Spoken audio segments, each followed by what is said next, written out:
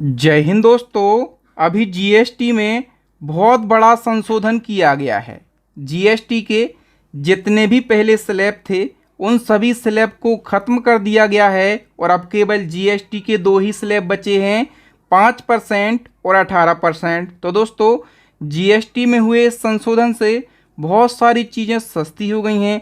हालांकि कुछ चीज़ें यहाँ पर महंगी भी हुई हैं, लेकिन बहुत सारी चीज़ें सस्ती हुई हैं। तो दोस्तों, आज के इस वीडियो में हम जीएसटी में क्या संशोधन किया गया है इसको समझेंगे। इस संशोधन से कौन कौन सी चीज़ें सस्ती हुई हैं और कौन कौन सी चीज़ें महंगी हुई हैं इसको भी हम समझेंगे। और इसके बाद में जीएसटी से जो हमेशा क्वेश्चन पूछे जाते हैं स्टैटिक जीके के, उन प्रश्नों को भी डिस्कस करेंगे। तो दोस्तों, आज की वीडियो बेहद ही शानदार, जबरदस्त और लाजवाब होने वाली है, इसलिए इस वीडियो को बिना स्किप किए लास्ट तक जरूर देखें। सबसे पहले हम जान लेते हैं कि जीएसटी के स्लैब में क्या संशोधन किया गया है। देखो दोस्तों, जीएसटी के अब केवल दो ही स्लैब बचे हैं, एक 5% और दूसरा है 18%। पहले जीएसटी के 4 स्लैब हुआ करते थे, 5%, 12%, 18% और 28%। अब इन चारों स्लैब को ख़त्म कर दिया गया है और जीएसटी के केवल दो स्लैब बचे हैं, 5% और 18%। ठीक है दोस्तों, ये जो नए जीएसटी स्लैब हैं ये 22 सितंबर 2025 से लागू होंगे, नवरात्रि के पहले दिन से। ठीक है, और ये निर्णय लिया गया है जीएसटी काउंसिल की 56वीं मीटिंग में। तो हम जानेंगे कि जो जीएसटी काउंसिल की 56वीं मीटिंग है ये कहाँ पर हुई। तो इसका आयोजन किया गया नई दिल्ली में, 3 से 4 सितंबर 2025 को इसका आयोजन किया गया और इस मीटिंग की अध्यक्षता करी है वित्त मंत्री निर्मला सीतारमण ने। ठीक है, तो दोस्तों अब हम जान लेते हैं कि जीएसटी में हुए इस संशोधन से कौन सी चीज़ें सस्ती होंगी और कौन सी चीज़ें महंगी होंगी और महंगाई पर इसका क्या असर पड़ेगा। तो सबसे पहले जो रोज़मर्रा के सामान है जैसे साबुन, शैम्पू, टूथपेस्ट है, पहले इस पर जीएसटी लगता था 18%, अब जीएसटी लगेगा 5%। जैसे मान के चलो कोई एक टूथपेस्ट है 100 रुपये का है, उस पर 18% जीएसटी लगेगा तो वो 118 रुपये का हो जाएगा। ठीक है, लेकिन ये 18% पहले था, अब लगेगा 5%। तो इसकी प्राइस कितनी होने वाली है, 105 रुपये।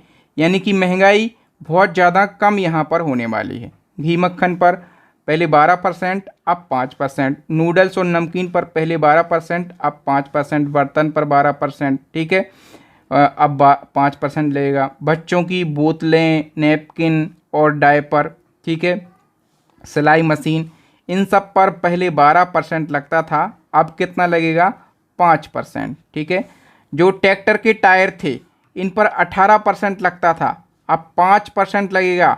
और ट्रैक्टर पर पहले 12% लगता था, अब 5% लगेगा। मतलब किसानों के लिए भी यहाँ पर बहुत बड़ी राहत मिलने वाली है। सिंचाई की जो मशीनें हैं दोस्तों, ठीक है, और जो कृषि मशीनरी हैं इन पर 12% टैक्स लगता था, अब इन पर भी 5% टैक्स लगेगा। ठीक है, आगे हम बात करें दोस्तों हेल्थ से रिलेटेड, तो हेल्थ इंश्योरेंस जो होता है अब उस पर 18% की जगह 0% जीएसटी लगेगा। ठीक है, थर्मामीटर पर पहले 18%, अब 5% लगेगा। ऑक्सीजन पर पहले कितना लगता था, 12%। और जो डायग्नोस्टिक किट होती थी, ठीक है, उस पर भी 12% लगता था, लेकिन अब 5% लगेगा। ऑटोमोबाइल्स की यदि हम बात करें दोस्तों, तो जो छोटी कारें हैं इन पर पहले 28% टैक्स लगता था जीएसटी, अब लगेगा 18%। ठीक है, बाकी लगभग 1400 या फिर 1500 सीसी से ऊपर की जो कारें हैं उन पर अभी भी ज़्यादा टैक्स लगेगा, लेकिन जो छोटी कारें हैं उन पर 18% है। मोटरसाइकिलों पर भी 28% से घटकर कितना होगा है, 18%। ठीक है, इस पे भी ये 350 सीसी तक, ठीक है, इसके ऊपर ज़्यादा लगेगा। फिर एजुकेशन में बात करें तो देखो मैप, चार्ट और ग्लोब, पेंसिल और क्रेयॉन, तो एजुकेशन से रिलेटेड जो सामान है दोस्तों जिन पर 12% टैक्स लगता था, अब ये 0 कर दिया है। और जो एक्सरसाइज बुक होती थी दोस्तों इन पर 5% लगता था, इसको भी अब 0 कर दिया। मतलब बहुत ज़्यादा असर हमें देखने के लिए मिल रहा है हेल्थ से रिलेटेड और एजुकेशन से रिलेटेड। इलेक्ट्रॉनिक डिवाइस जहाँ पर बहुत ज़्यादा टैक्स हमें देना होता था। एयर कंडीशनर मतलब एसी पर 28% था, फिर टीवी पे कितना था 28%, वॉशिंग मशीन पर भी 28% था। अब इनको घटाकर 18% कर दिया गया है। ठीक है, आगे हम बात करें दोस्तों, जो लग्जरी आइटम हैं और जो तंबाकू से रिलेटेड प्रोडक्ट हैं उन पर एक अलग ही जीएसटी लगेगा, 40% जीएसटी। हालांकि जो 40% जीएसटी है इसको स्लैब के अंतर्गत नहीं माना गया है, क्योंकि स्लैब तो केवल दो हैं, एक है 5% और दूसरा है 18%। इसको स्पेशल जीएसटी कैटेगरी में रखा गया है। ठीक है, ये केवल लग्जरी आइटम और तंबाकू प्रोडक्ट में लगेंगे, मतलब जो नशेड़ी लोग हैं उन पर असर पड़ेगा और जो रचेस्ट हैं, बहुत बड़े आदमी हैं, उन पर भी यहाँ पर असर देखने के लिए मिलेगा। ठीक है, पान मसाला और तंबाकू प्रोडक्ट ये पहले 28% दायरे में थे, अब 40% लगेगा। एडिशनल शुगर प्रोडक्ट हैं, ठीक है, इस पर भी 40% लगेगा। नॉन अल्कोहलिक बेवरेज 18 लगता था, अब 40 लगेगा। कार्बोनेटेड और कैफिनेटेड बेवरेजेस इस पर 28 लगता था, अब 40 लगेगा। 350 सीसी से ज़्यादा इंजन वाली मोटरसाइकिलें, ठीक है, पहले इन पर लगता था 28%, लेकिन अब 40 लगेगा। ठीक है, और बाकी की जो नॉर्मल मोटरसाइकिल्स हैं उन पर तो जीएसटी ऑलरेडी कम ही कर दिया गया है। एयरक्राफ्ट, याट और लग्जरी कारें, ठीक है, इन पर भी 40%, जो नॉर्मल कारें होती हैं, छोटी कार होती हैं, उन पर जीएसटी घटाया गया है। रिवॉल्वर और पिस्तौल, इस पर भी 28 से बढ़ाकर कितना कर दिया गया है, 40%। तो तंबाकू प्रोडक्ट और लग्जरी आइटम्स जो हैं इन पर स्पेशल जीएसटी लगेगा। ठीक है दोस्तों, अब हम बात कर लेते हैं जीएसटी से बनने वाले जो बेसिक क्वेश्चन हैं जो कि हमेशा एग्जाम में पूछे जाते हैं। उससे पहले मैं आपको अपनी ई बुक के बारे में अपडेट देना चाहता हूं। दोस्तों, हमारी करंट अफेयर्स की ई बुक लॉन्च हो गई है। ये पूरी यूट्यूब की सबसे शानदार ई बुक है। इस ई बुक में करंट अफेयर्स के हर उस टॉपिक को ऐड किया गया है जो कि ट्रेंडिंग है और जहां से हमेशा क्वेश्चन एग्जाम में पूछे जाते हैं, वो सारे टॉपिक आपको मिल जाएंगे। और इसी ई बुक में आपको मंथली करंट अफेयर्स भी मिल जाएगा। तो पिछले 1.5 साल का करंट अफेयर्स आपको हमारी इस ई बुक में मिल जाएगा। और अभी जितने भी एग्ज़ाम हैं, सभी एग्ज़ाम में पिछले 1.5 साल का करंट अफेयर्स ही पूछा जा रहा है। जो हमारी दूसरी ई बुक है स्टैटिक जीके की रामबाण ई बुक है, इसमें प्रीवियस ईयर के 5000 क्वेश्चन दिए गए हैं। और तीसरी ई बुक है साइंस की ई बुक, इसमें भी 5000 से ज़्यादा प्रीवियस ईयर क्वेश्चन दिए गए हैं। तो इन ई बुक को आप परचेस कर लेना। यदि एक साथ परचेस करते हैं तीनों ई बुक तो ऑफर चल रहा है, मात्र आपको 150 रुपये का पेमेंट करना है इस QR कोड पर। और आप चाहें तो इस नंबर पर भी पेमेंट कर सकते हैं। पेमेंट होने के बाद स्क्रीनशॉट हमें इसी नंबर पर सेंड करना। ये हमारा व्हाट्सएप नंबर है, इस पर आप जैसे ही स्क्रीनशॉट सेंड करेंगे 5 सेकंड के अंदर मैं ये तीनों बेस्ट ई बुक आपको व्हाट्सएप पर ही सेंड कर दूंगा। तो ऑफर का फ़ायदा उठाइए। चलिए हम जीएसटी से बनने वाले जीके के बेसिक क्वेश्चन को डिस्कस कर लेते हैं। जैसे जीएसटी किस प्रकार का कर है? तो दोस्तों जीएसटी जो है ये अप्रत्यक्ष कर यानी कि इनडायरेक्ट टैक्स है। जीएसटी की फुल फॉर्म हमेशा पूछी जाती है, गुड्स एंड सर्विस टैक्स इसकी फुल फॉर्म होती है। हिंदी में कहते हैं सेवा एवं वस्तु कर। जीएसटी को भारत में कब लागू किया गया? 1 जुलाई 2017 को। भारत में जीएसटी दिवस कब मनाया जाता है? 1 जुलाई को, क्योंकि 1 जुलाई को भारत में जीएसटी लागू हुआ। और ये दिवस कब से मनाया जाने लगा? तो 2018 से ये दिवस शुरू हुआ। जीएसटी को किस संशोधन के तहत जोड़ा गया? VVIMP क्वेश्चन है। तो जीएसटी को जोड़ने के लिए 101 बार संविधान संशोधन किया गया था 2016 में। जीएसटी बिल राज्यसभा में कब पारित हुआ? 3 अगस्त 2016 को। और जीएसटी बिल लोकसभा में पारित हुआ 8 अगस्त 2016 को। जीएसटी बिल को राष्ट्रपति की मंजूरी मिली 8 सितंबर 2016 को। और भारत में जीएसटी लागू हुआ 1 जुलाई 2017 को। ये डेट आपको ज़रूर याद रखना है, ठीक है। और जीएसटी सर्वप्रथम किस बिल द्वारा लोकसभा में पेश किया गया था? तो सबसे पहले जीएसटी 122वां संविधान संशोधन विधेयक 2014 के द्वारा लोकसभा में पेश किया गया था।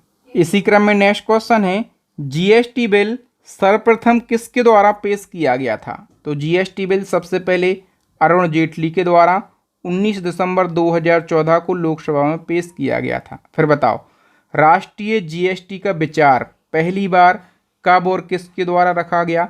तो भारत में राष्ट्रव्यापी जीएसटी का विचार पहली बार वर्ष 2000 में अप्रत्यक्ष करों पर केलकर टास्क फोर्स के द्वारा प्रस्तावित किया गया।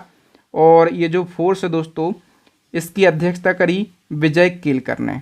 ठीक है, फिर बताओ भारतीय जीएसटी का वास्तुकार किसे माना जाता है? असीम दास गुप्ता के लिए मोस्ट इम्पोर्टेंट है। असीम दास गुप्ता को भारतीय जीएसटी का वास्तुकार माना जाता है। इन्हें 2000 में एनडीए सरकार के द्वारा जीएसटी परिषद का अध्यक्ष बनाया गया था। नेक्स्ट क्वेश्चन है, जीएसटी लागू करने वाला दुनिया का पहला देश कौन सा है? फ्रांस है। फ्रांस ने 1954 में जीएसटी लागू किया था। भारत में लागू किया गया जीएसटी किस देश के मॉडल पर आधारित है? तो भारत का जो जीएसटी है दोस्तों, ये कनाडा देश के मॉडल पर आधारित है। भारत जीएसटी लागू करने वाला कौन से नंबर का देश है? 161वें नंबर का। पहले नंबर का है फ्रांस और 161वें नंबर का है भारत। जीएसटी की अवधारणा पहली बार किसके द्वारा संसद में पेश की गई? तो पी चिदम्बरम के द्वारा। कब? 2005 में। बताइए, राज्यों के वित्त मंत्रियों की अधिकार प्राप्त समिति ने जीएसटी हेतु कब पहला चर्चा पत्र जारी करती हुए एक डिज़ाइन और रोड मैप तैयार किया था? तो करेक्ट आंसर हो जाएगा 2009 में। ये सारे क्वेश्चन कई बार पूछे गए हैं। विधानसभा में जीएसटी बिल पारित करने वाला भारत का पहला राज्य कौन था? तो ये था असम। ठीक है, और इसने 12 अगस्त 2016 को जीएसटी जो है इसको लागू किया था। दूसरा राज्य कौन सा था? बिहार था। ठीक है, और तीसरा था झारखंड। एक और क्वेश्चन पूछा गया था भी कि राष्ट्रपति मंजूरी मिलने के बाद, यानी कि जब राजपत्र में अधिसूचित हो गया जीएसटी, इसके बाद जीएसटी एक्ट को मंजूरी देने वाला पहला राज्य कौन सा है? तो ये है उड़ीसा। 1 सितंबर 2016 को उड़ीसा ने जीएसटी को मंजूरी दी थी। और जीएसटी को मंजूरी देने वाला अंतिम राज्य आपसे पूछा जाता है तो आप कहेंगे जम्मू कश्मीर। इसने 5 जुलाई 2017 को जीएसटी लागू किया था जम्मू कश्मीर में। फिर बताओ दोस्तों, स्टेट जीएसटी अधिनियम, इसको एसजीएसटी एक्ट कहा जाता है, ये पारित करने वाला प्रथम राज्य कौन सा है? तो आप कहेंगे तेलंगाना है। ठीक है, और दूसरा कौन सा है? दूसरा है बिहार। जीएसटी के कितने प्रकार हैं? तो दोस्तों जीएसटी के 4 प्रकार हैं। ठीक है, एक है आईजीएसटी, इसको integrated goods and service tax कहा जाता है। फिर है एसजीएसटी, ये इसको कहा जाता है state goods and service tax. और फिर है दोस्तों सीजीएसटी, सी मतलब सेंट्रल। फिर है यूटीजीएसटी, यूटी मतलब union territory goods and service tax. ठीक है, तो ये जीएसटी के प्रकार हैं। फिर देखो दोस्तों, सीजीएसटी, एसजीएसटी, आईजीएसटी, यूटीजीएसटी बिलों को लोकसभा के द्वारा कब पारित किया गया? 29 मार्च 2017 को। राज्यसभा में 6 अप्रैल 2017 को और राष्ट्रपति द्वारा मंजूरी मिली 12 अप्रैल 2017 को। जीएसटी में टैक्स स्लैब कितने स्तर की हैं? तो देखो, पहले ये स्लैब 4 स्तर के थे, 5%, 12%, 18% और 28%। ठीक है, लेकिन अब 2 स्लैब बचे हैं, एक 5% और दूसरा 18%। जीएसटी दर 2 चीज़ें होती हैं, एक होती है जीएसटी दर, ठीक है, और एक होता है जीएसटी स्लैब। तो जीएसटी दर पूछी जाए तो 5 हैं। कितनी? 0%, पहले 5 थी। ठीक है, 0%, 5%, 12%, 18% और 28%। तो ये थी दरें। ठीक है, ऐसे प्रोडक्ट जिन पर कोई भी जीएसटी नहीं लगता उनको 0% के अंतर्गत रखा गया था। आगे हम बात करें जीएसटीआईएन की फुल फॉर्म क्या है? तो देखो, जीएसटी की तो पता है गुड्स एंड सर्विस टैक्स। फिर आईएन का मतलब क्या होगा? Identification number. तो दोस्तों जो जीएसटीआईएन नंबर है इसमें कितने अंक होते हैं? ये क्वेश्चन भी कई बार पूछा गया है। तो इसमें 15 अंक होते हैं या फिर 15 डिजिट होते हैं। जीएसटी व्यवस्था के तहत प्रत्येक करदाता को 15 नंबर का जीएसटीआईएन नंबर लेना पड़ता है। ठीक है, और इस नंबर के जो शुरू के 2 अंक होते हैं वो राज्य कोड का प्रतिनिधित्व करते हैं। अगले 10 अंक व्यक्ति या फिर व्यावसायिक इकाई का पैन होते हैं और जो 13वां अंक है वो राज्य के भीतर पंजीकरण की संख्या के आधार पर निर्धारित किया जाता है और 14वां अंक जो है वो डिफ़ॉल्ट रूप से जेड होता है। ठीक है। और दोस्तों जो अंतिम अंक होता है 15वां, वो चेक कोड के लिए होता है। तो GSTIN नंबर के जो 15 डिजिट हैं, इस प्रकार से ये पूछ लेता है कि शुरू के 2 अंक क्या दर्शाते हैं, लास्ट का अंक क्या दर्शाता है, बीच का क्या दर्शाता है। तो ये सारी बातें आपको याद रखना है। किसके द्वारा? देश के लिए दोहरे GST मॉड्यूल CGST और SGST का प्रस्ताव दिया गया था। तो ये केलकर टास्क फोर्स के द्वारा दिया गया था। इस मॉडल के तहत GST के 2 घटक हैं, एक है CGST और दूसरा है SGST। ठीक है। फिर बताइए दोस्तों, अंतर्राज्यीय यानी कि इंट्रा स्टेट सप्लाई में SGST और CGST में केंद्र और राज्य का प्रतिशत कितना कितना होता है? तो 50-50%। नेक्स्ट क्वेश्चन है, GST के वर्तमान में ब्रांड एम्बेसडर कौन है? तो लंबे समय से अमिताभ बच्चन GST के ब्रांड एम्बेसडर हैं। GST की चोरी करने पर कितनी सज़ा का प्रावधान है? तो यदि GST की आप चोरी करेंगे तो 5 साल सज़ा और जुर्माना भी लगेगा।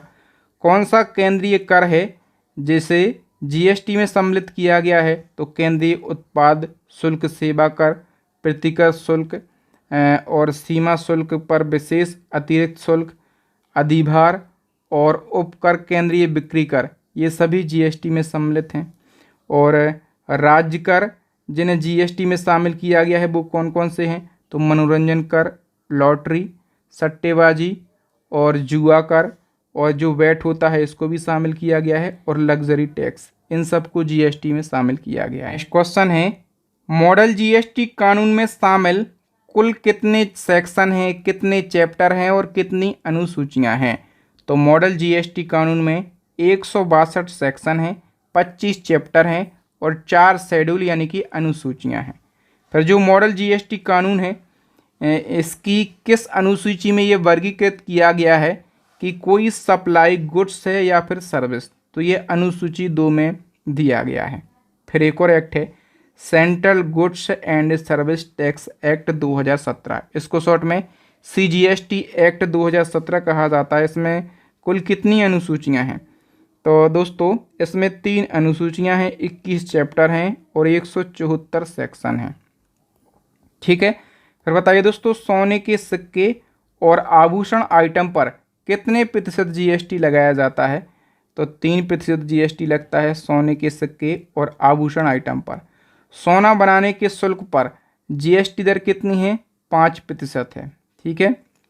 GST से पहले अधिकांश वस्तुओं के लिए वैधानिक कर की दर लगभग कितनी थी? तो ये 26.5 थी। GST के बाद अधिकांश वस्तुओं की दर जो है ये 18% दायरे में आ गई। ठीक है। कौन सा कर GST के दायरे में नहीं आता? तो देखो, संपत्ति कर, स्टाम्प शुल्क, विद्युत शुल्क, शराब पर उत्पाद शुल्क, मूल सीमा शुल्क, पेट्रोलियम क्रूड्स, डीजल, पेट्रोल, ATF और प्राकृतिक गैस पर कर, ये सभी जो हैं GST के दायरे में नहीं आते हैं। इसी क्रम में बताइए कि कौन से उत्पाद GST के दायरे में नहीं आते हैं?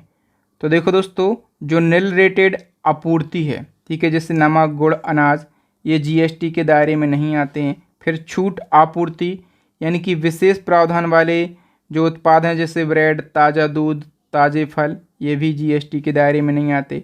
नॉन GST आपूर्ति है, ठीक है, ये भी नहीं आते। फिर अनुसूची 3 में जितने भी उत्पाद हैं, ठीक है, ये भी GST के दायरे में नहीं आते हैं। नेक्स्ट है, GSTN की फुल फॉर्म क्या है? तो GST की पता है, गुड्स एंड सर्विस टैक्स, और N की है नेटवर्क। GSTN सॉफ्टवेयर को किस कंपनी के द्वारा डेवलप किया गया? तो GSTN सॉफ्टवेयर को इन्फोसिस कंपनी के द्वारा डेवलप किया गया। GST के तहत सभी सर्विसेज को व्यवस्थित तरीके से वर्गीकृत के लिए किस कोड का उपयोग किया जाता है? तो SAC कोड का यूज़ किया जाता है। SAC का full form service accounting code. ठीक।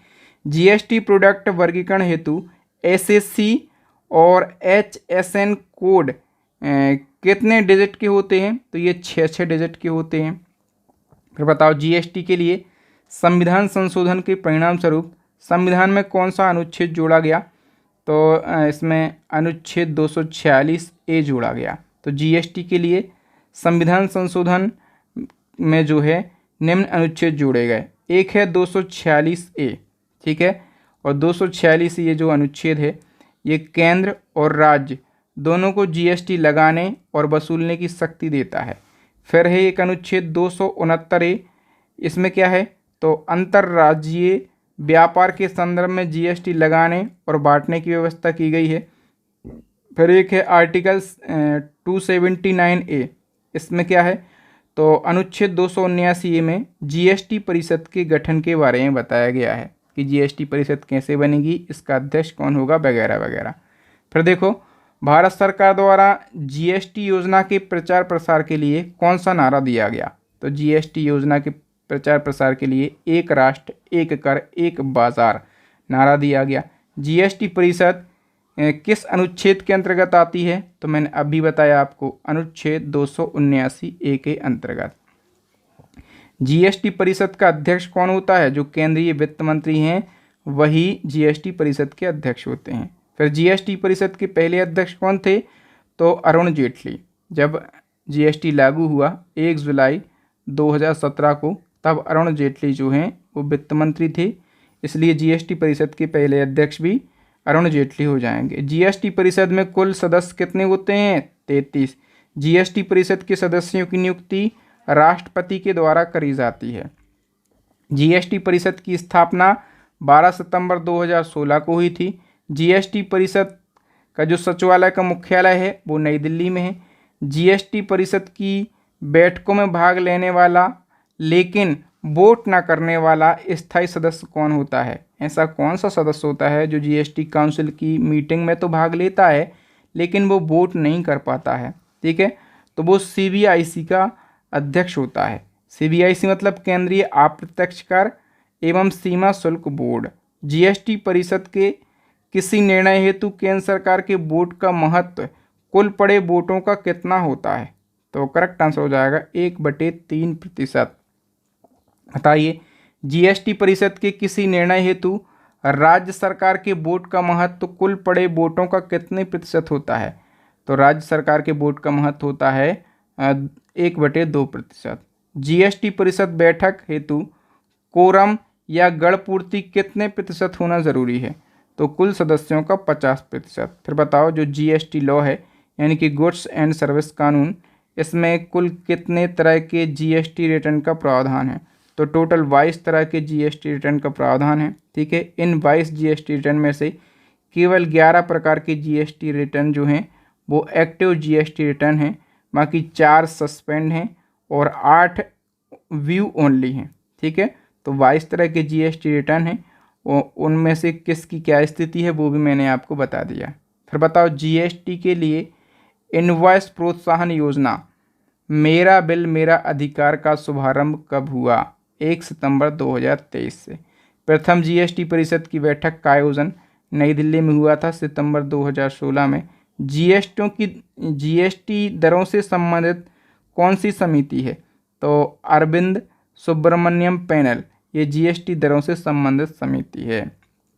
राष्ट्रीय मुनाफाखोरी विरोधी प्राधिकरण को किस एक्ट के तहत स्थापित किया गया, तो दोस्तों ये जो प्राधिकरण है, जो अथॉरिटी है, इसको सीजीएसटी एक्ट 2017 के तहत स्थापित किया गया। और जो राष्ट्रीय मुनाफाखोरी विरोधी प्राधिकरण है, इसके पहले अध्यक्ष कौन थे, तो बद्रीनाथ नारायण शर्मा इस प्राधिकरण के इस अथॉरिटी के पहले अध्यक्ष थे, ठीक है। तो यहाँ पर जीएसटी से बनने वाले हमने कुछ स्टैटिक जीके के क्वेश्चन को भी डिस्कस किया है बिल्कुल आसान भाषा में। अब एक टेस्ट क्वेश्चन है, इसका आंसर आप लोगों को बताना है कि जीएसटी परिषद के वर्तमान में अध्यक्ष कौन है। मैंने ये तो बता दिया कि अध्यक्ष कौन होते हैं जीएसटी काउंसिल के, इसके वर्तमान में चेयरमैन कौन है ये आपको कमेंट सेक्शन में कमेंट करके बताना है। बाकी दोस्तों यदि आप एग्ज़ाम में सिलेक्शन लेना चाहते हैं, अच्छा स्कोर करना चाहते हैं, तो आप हमारी ई बुक को ज़रूर परचेस कर लेना। जो हमारी पीडीएफ है करंट अफेयर्स की, पूरी यूट्यूब की सबसे शानदार पीडीएफ है, क्योंकि इसमें वो सारे ट्रेंडिंग टॉपिक मिल जाएंगे, पिछले 1.5 साल के ट्रेंडिंग टॉपिक जहाँ से क्वेश्चन एग्जाम में पूछे जाना है। और इसी ई बुक में आपको मंथली करंट अफेयर्स भी मिल जाएगा, ठीक है। तो सिलेक्शन के लिए आप हमारी करंट अफेयर्स की ई बुक को परचेस कर लेना। दूसरी स्टैटिक जीके की ई बुक है, इसको भी परचेस कर लेना। तीसरी है साइंस की ई बुक, इसको भी परचेस कर लेना। और यदि इन तीनों PDF को आप एक साथ लेना चाहते हैं तो मैंने ऑफ़र निकाल दिया है। मात्र आपको 150 रुपये का पेमेंट करना है इस नंबर पे। ये हमारा फ़ोनपे, गूगल पे और पेटीएम नंबर है, तो यहाँ पे आप पेमेंट कीजिएगा या फिर डायरेक्टली इस QR कोड पर पेमेंट कर दीजिएगा। पेमेंट होने के बाद स्क्रीनशॉट इसी नंबर पर सेंड करना है। ये हमारा व्हाट्सएप नंबर भी है, और जैसे ही हमें स्क्रीनशॉट मिलता है 5 सेकंड के अंदर ये तीनों बेस्ट PDF आपके व्हाट्सएप पर पहुंच जाएंगे। ठीक है, तो थैंक यू दोस्तों। मुझे उम्मीद है कि आपको मेरे पढ़ाने का तरीका और कंटेंट की क्वालिटी ज़रूर अच्छी लगी होगी। अच्छी लगे तो वीडियो को लाइक शेयर कीजिए, चैनल को सब्सक्राइब कर लेना, साथ में बेल आइकन ज़रूर दबा लेना। आप चैनल को ज्वाइन करेंगे तो हमें ताकत और हौसला मिलेगा, और इसी प्रकार का बेस्ट कंटेंट मैं आप लोगों के लिए बनाता रहूँगा। थैंक यू, जय हिंद। मैं हूँ आपका बहादुर सर। मिलूंगा नेक्स्ट वीडियो में।